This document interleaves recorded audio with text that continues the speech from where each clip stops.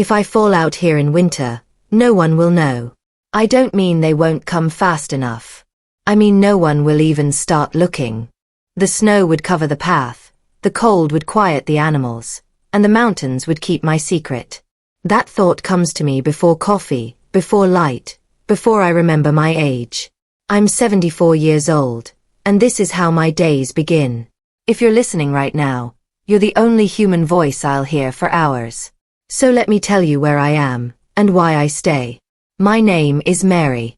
I live alone deep in the mountains, far from towns and far from help. My cabin sits between rock and pine, at the end of a dirt road that barely deserves the name. In summer it's rough. In winter it becomes a question. Every year, when the first frost settles in, I ask myself whether this is the season I finally leave. Every year, I stay a little longer. There's no power line out here, no hum in the walls. When the sun goes down, darkness comes honestly. My light comes from a kerosene lamp and a flashlight I keep close. Heat comes from a stove I light with my own hands, even when my fingers ache and move slower than they used to. The silence is so complete some mornings it feels heavy, like a blanket pressed over the world. It forces you to listen, to your body, your thoughts, and the truth you usually drown out with noise. Outside, the forest doesn't welcome or threaten. It simply exists. The trees don't care how old I am. The ground doesn't forgive carelessness. I walk slowly now, not because I'm afraid, but because I understand what a fall would mean. Out here, a broken ankle isn't an inconvenience. It's a decision made too late. Inside the cabin, nothing is wasted. The table was built by my husband, years before his hands failed him. The chairs are worn smooth by decades of use. Every jar on the shelf represents a season that went right. Water comes from a well I walk to every day, even when my knees complain. Age teaches you which pains to respect and which ones to ignore. I've learned the difference. I have a small solar panel nailed into the only patch of reliable sun I could find. On clear days, it gives me just enough power to charge my phone. That phone is my thin line to the world I left behind. My sons live inside it now. Short calls, frozen smiles, voices shaped by busy lives far away. I don't waste the battery. I save it for them. When the screen goes dark, the mountains close back around me, and I'm alone again. My real company breathes and listens. A cow who depends on me as much as I depend on her. Chickens that remind me every morning that life expects to be fed. A cat who believes this cabin belongs to him. And my dog, who sleeps lightly and hears what I can't. I talk to them out loud, not because I'm lonely, but because words need somewhere to go. Human voices don't reach this far. Mine has to be enough. You might wonder why a woman my age would choose this. Why not a small house near town, a warm room, neighbors close by? The truth is quieter. I spent my life doing what was necessary, working when I was tired, staying when leaving would have been easier, caring for people who leaned on me because they had nowhere else to go. When my husband died, he left me this land, these animals, this life. For the first time, the choice was mine alone. Some mornings, I stand at the door longer than I should. I feel the stiffness in my hands, the weight in my bones, and I wonder how many winters I have left. I won't lie to you. There are days I imagine a safer place. A place where falling wouldn't matter so much. That thought scares me more than the forest does. Today, I pull on my boots and step outside. The air is cold, but the sky is clear. That matters. Clear skies mean the panel might work, the road might hold, my body might cooperate. I move carefully. If I rush, I fall. And if I fall, there's no second chance waiting in the trees. As the sun rises, light spills through the branches, and for a brief moment, the fear loosens its grip. I stand there, breathing it in, knowing the day will demand work from me. By nightfall, the doubts will return. They always do. But right now, I'm upright. I'm breathing. And I understand the choice in front of me once again. I could leave. I could be safer. Or I can stay, knowing the risk, accepting the price, and keep walking forward while I still can. This morning, like so many before it, I choose to stay. Mary, don't you let that fire go out. That was my mother's voice, sharp and gentle at the same time, the last clear instruction I can still hear as if it happened yesterday. I was a kid with flour on my hands and worry in my chest, standing on a stool to reach the stove. I didn't understand then that some sentences become ropes you hold onto for the rest of your life. You're hearing me now as a 74-year-old woman living alone in the mountains. But the truth is, I learned how to live like this long before I ever chose these woods. I learned it in a small, tired house in the American backcountry, where money was thin, winters were mean, and nobody came to save you because everybody was busy trying to save themselves. My mother died when she was 25. People say that number like it's just a fact, but to me it's a door that slammed shut. One day she was there, humming while she worked, tying my hair back with a ribbon she'd used too many times. The next day the house went quiet in a way I didn't know a house could. I remember the adults whispering, the smell of damp coats, the way my father stared at the wall as if it had taken something from him. After she was gone, my father didn't turn into a villain. He turned into a shadow. He stayed inside. Some days he didn't speak at all. Depression wasn't a word people used where I grew up. They just said, he's not himself. As if himself was something you could pick up again off the floor. And that's when the choice found me, even though I was too young to call it that. Do I keep being a child, waiting for someone older to fix things?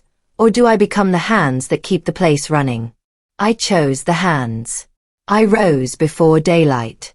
I learned how to stretch a sack of flour, how to patch clothes until the fabric was mostly memory, how to split kindling without cutting my fingers, how to smile at church so people wouldn't ask too many questions.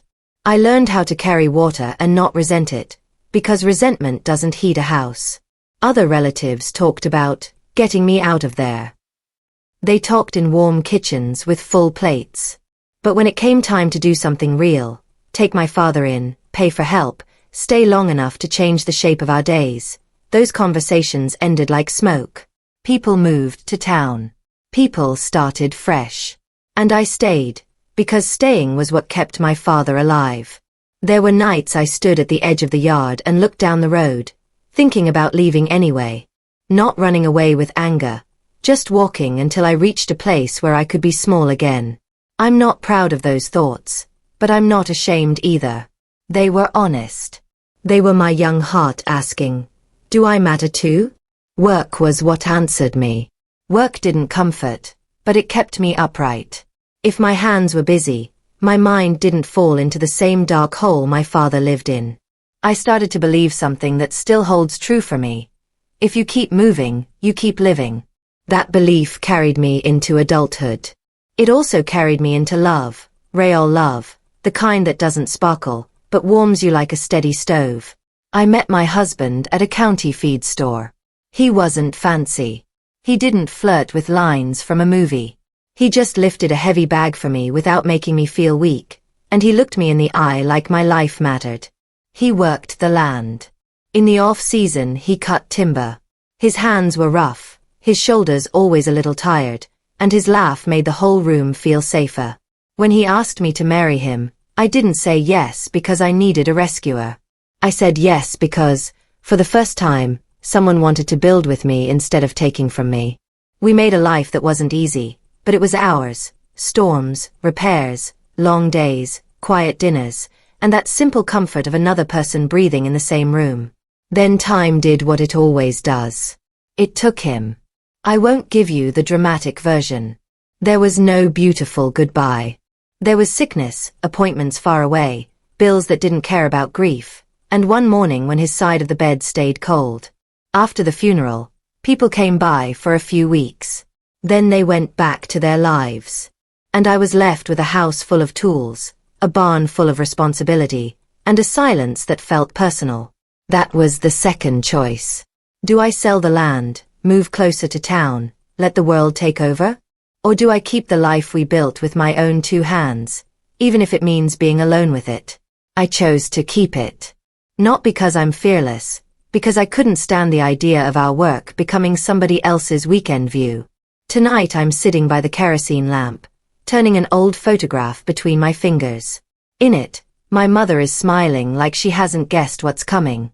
My husband stands beside me with sawdust on his shirt, proud and tired. And I can feel how thin the line is between then and now.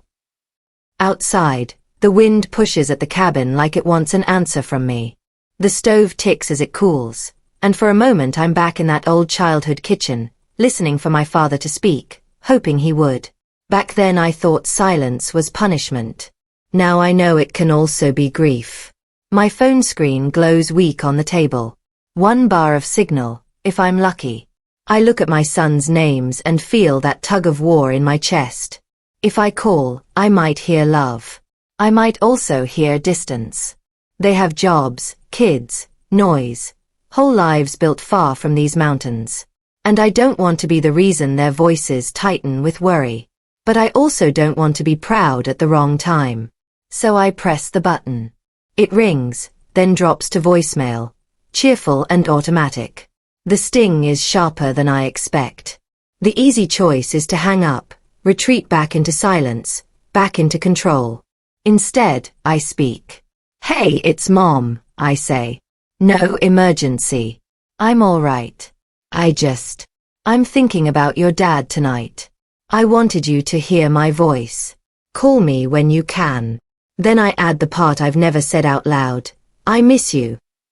When I set the phone down, my hands shake a little, not from fear, but from letting myself need something. And that's the shift I didn't see coming. I can live alone out here, but I don't have to live like I don't belong to anyone. At 5:12 this morning, my cow didn't moo. That might sound like a small thing to you, but out here, silence has teeth. Daisy always calls for me the second she hears my boots on the porch. When she doesn't, it means one of 3 things. She's sick, she's hurt, or something spooked her in the dark before I woke up. And if Daisy goes down, my whole little world tilts.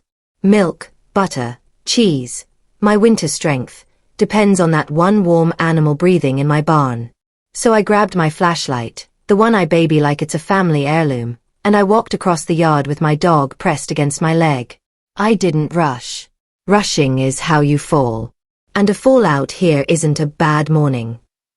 It's a problem that can end your season, or your life, before anyone even knows to worry. The barn smelled the way it always does. Hay, old wood, animal heat. Daisy was standing, thank God, but she wasn't eager. Her head was low, her eyes dull. My first thought wasn't romantic or poetic. It was practical and cold. Do I treat this myself, like I always have, or do I burn precious battery and pride and call for help? That's the kind of choice you don't think you'll be making at 74. Not the big, dramatic choices people talk about. The small ones. The ones that decide whether you get to keep living the way you love. I set my palm on Daisy's neck. Warm. I checked her flank. I listened. I've learned to read animals the way some people read a newspaper. She shifted her weight, slow and careful, and I saw it. Her front hoof was tender. A stone, maybe, wedged where it shouldn't be. Not a sickness. Not a predator. Just bad luck. I breathed out so hard it almost made me laugh. My dog wagged once, like he'd been holding his breath too. All right, I told Daisy. You and me. Same as always. That's my whole day, really. Me and the same as always. I lit the stove back in the cabin, because warmth comes first. I warmed water, washed my face, and ate a plain piece of toast. I don't eat fancy out here. I eat what keeps me moving. Flour is security. Salt is security. A jar of beans is comfort. Everything else is a bonus. When the light finally pushed through the pines, I did the morning rounds. Chickens first. They're impatient ladies, and they make sure you know it. They swarmed my boots like I owed them money. Hold your horses, I said, even though none of them were horses. The cat sat on the step, judging me like I'd arrived late to my own job. You too, I told him. Don't start. My dog followed every move, nose working, ears tuned to the forest. He's my alarm system and my shadow, and I'd be lying if I said he wasn't also my courage. After the animals were fed, I hauled water from the well. 2 trips. Slow, steady, no heroics. I've learned a hard truth. Pride is heavier than buckets. If I show off and throw my back out, no one claps. No one even knows. Midday is for the work that saves you later. I checked my woodpile, stacked what had slumped, and dragged in a few pieces that were still half frozen from the night air. I put a pot on the stove, because a warm cabin keeps your joints from turning into rust. Then I did what my husband used to call the quiet chores. Mending a tear in my coat. Sharpening the small knife I use for everything. Sweeping up ash. The kind of work nobody pays you for, but everything falls apart without. Sometimes, when my hands are busy, my mind wanders to him. Not in a dramatic movie way. In the plain way a person becomes part of your routine, and then suddenly isn't. He used to come in smelling like pine and sweat, set his gloves on the table, and kiss my forehead like it was a promise. I don't have those moments anymore, but I still live by what they meant. Steady love, steady work, steady showing up. In the afternoon, I made cheese the way I always do. No refrigerator out here. So I keep the milk cool in a covered bucket set in the cold creek water, tucked under shade. I turn the curds, salt them, press them down. It's simple, but it's also survival. When the road disappears under snow, my pantry is my freedom.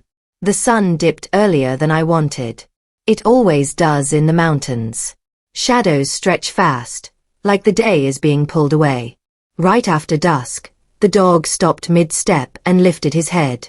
His body went tight, like a string pulled too far.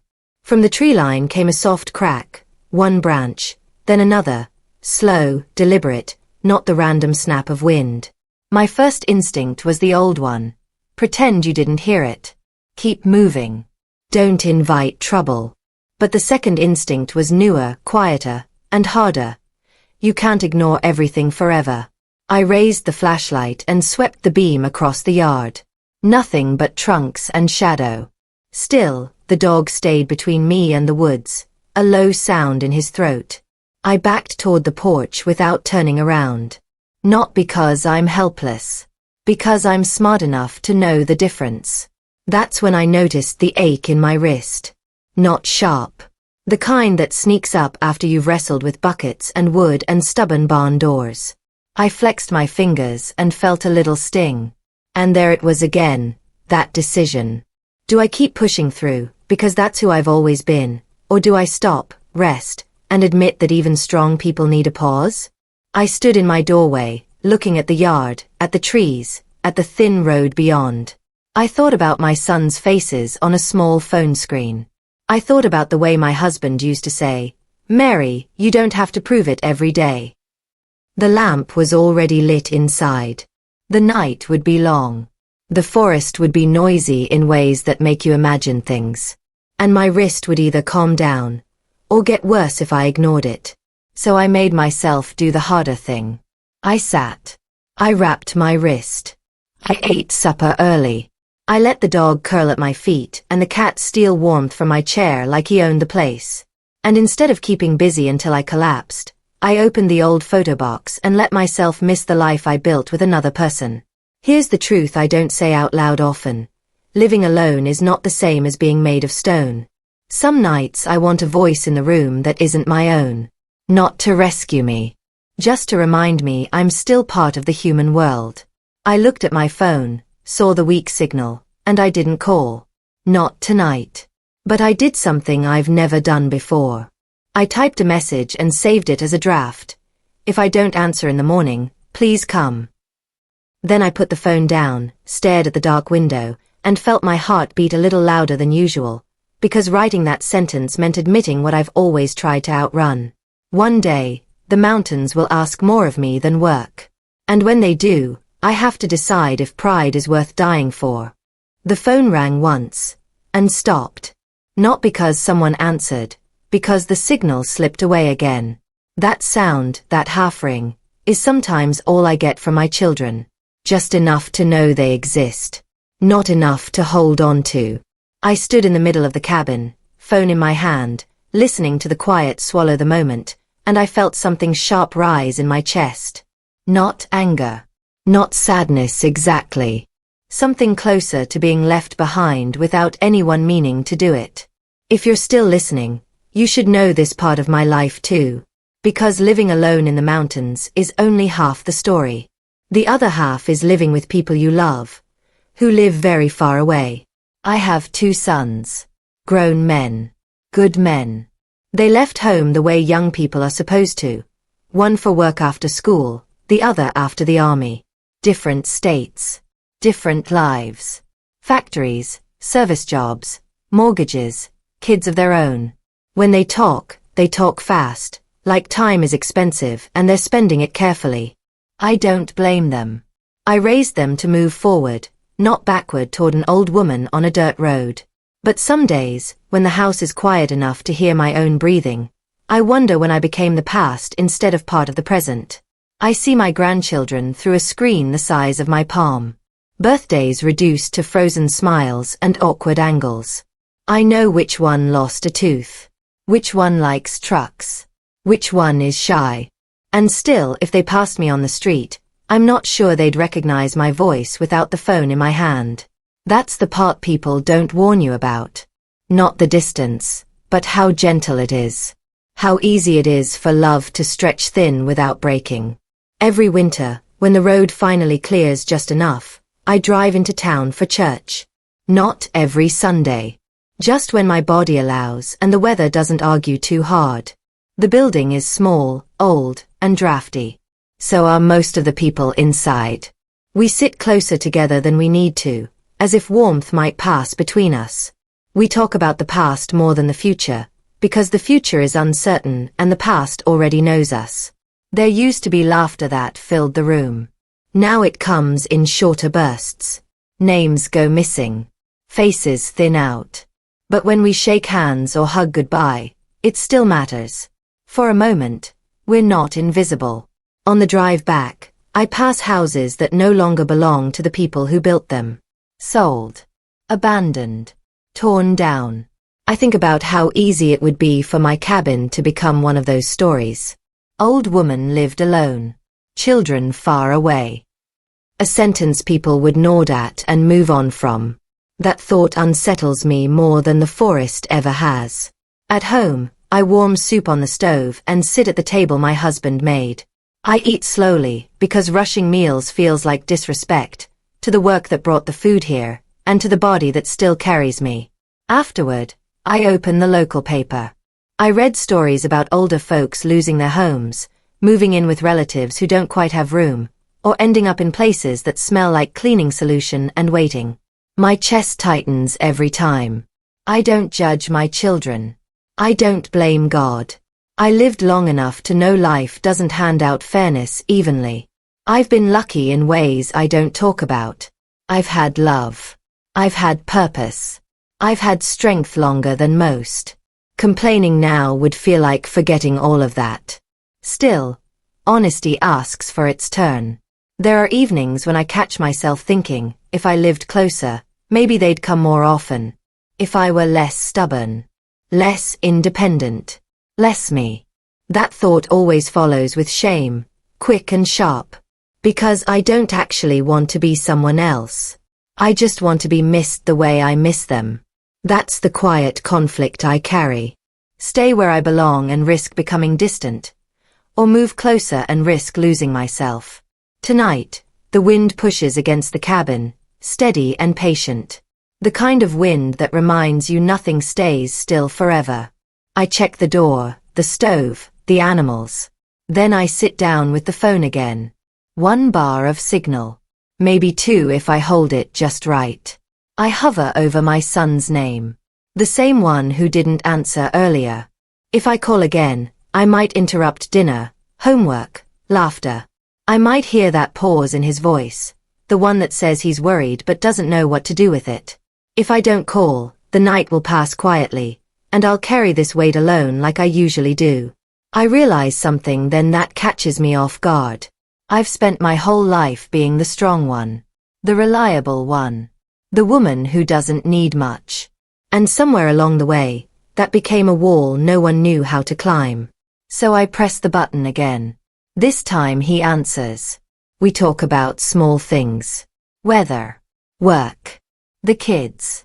I keep my voice light. But before we hang up, I let one honest sentence slip through.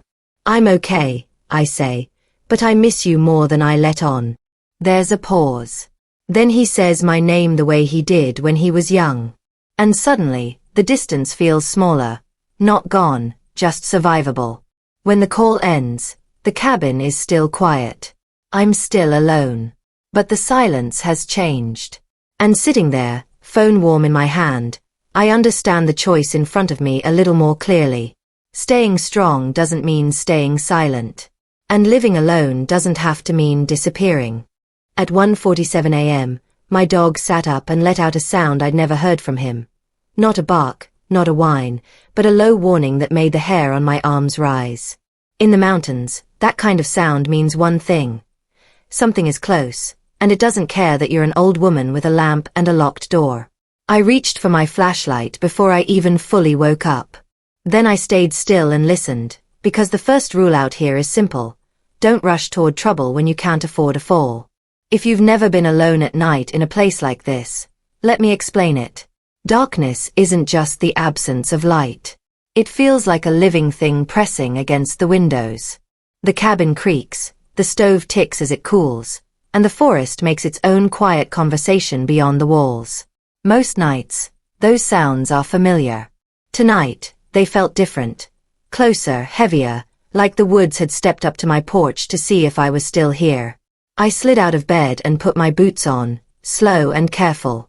My knees protested, as they always do. I didn't argue back. I wrapped a sweater around my shoulders, held the flashlight like it was a weapon, and whispered my dog's name. He stood between me and the door, body tense, tail low. That's when I heard it. One short scrape along the outside wall, like something brushing past the boards. The smart choice would have been to stay inside. Lock the door. Wait for daylight. But you learn something after 74 years of living. Fear doesn't leave just because you hide. It waits with you. And I had animals out there. Daisy in the barn. Chickens in their coop. A life that doesn't pause because I'm scared. So I had a decision, right there in the dark. Do I protect my body and stay put, or do I protect the life I've built and step outside? I opened the door. Cold air rushed in, sharp as a slap. The beam of my flashlight cut across the yard, catching the porch rail, the path, the edge of the woods. My dog moved first, not far, just enough to read the air. I followed, slow, keeping my weight steady. If I slipped on ice, there would be no heroic recovery. There would be pain, and then there would be a long time alone with it. Near the chicken coop, I saw movement. Two pale eyes reflecting the light. For one terrible second, my mind went to the worst places. Then the shape stepped forward, and my breath came back. A deer. Thin, young, probably hungry enough to forget fear. It stared at me like I was the intruder. My dog growled once, and the deer bounded away into the trees. No bear. No stranger. Just a reminder that the wild doesn't schedule its visits. As I watched the darkness swallow that deer, I thought about the dog I had before this one. He was older, heavier, fearless in a way that made me feel protected. One winter night years ago, he chased something into the timber and didn't come back. I searched at first light until my throat was raw from calling his name. I never found him, only tracks that told me enough. After that, I promised myself I wouldn't treat the night like a dare. I also promised I would never again confuse stubbornness with courage. Faith isn't denying danger. Faith is doing what you can, then admitting you're still human. I stood there a moment longer than I should have, letting my heart slow down. That's when the real fear arrived, the one that doesn't fade with daylight. I realized how fast my imagination had turned into a funeral. How quickly I'd pictured myself found too late, if found at all. Back inside, I sat at my kitchen table with the lamp burning low. The quiet returned, but it didn't feel friendly.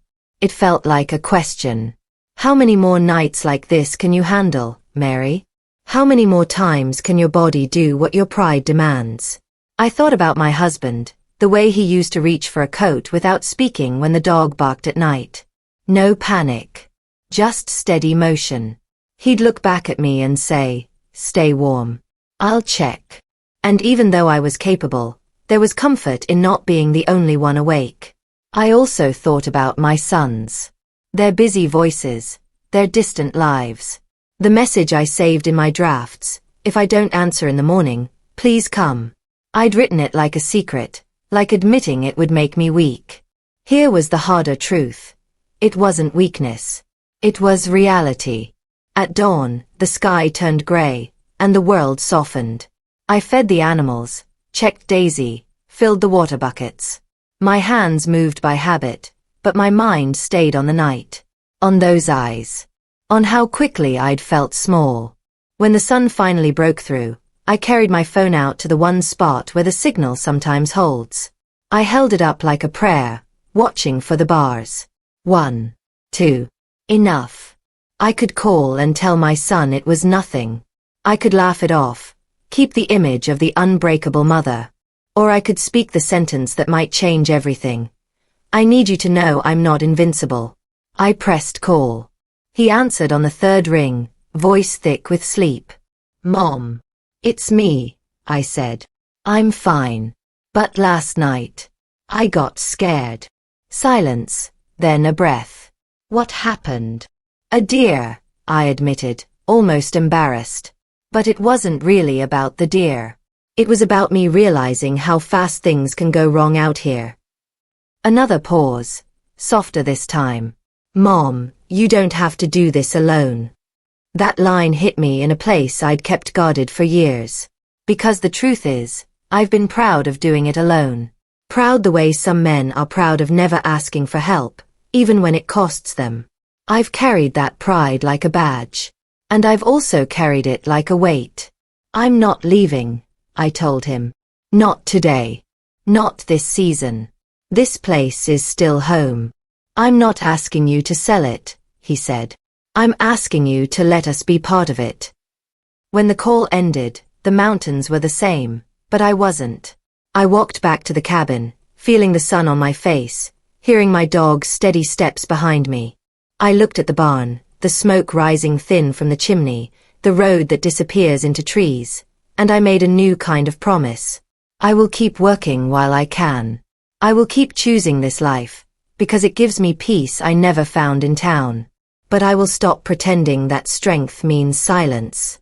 If I'm going to stay, I'm going to stay connected. That evening, as light turned gold across the pines, I wrote a note and taped it by the door. "If you're reading this, I'm inside. Call my sons." Then I smiled, small, tired, real. And for the first time in a long time, the quiet felt less like isolation and more like freedom.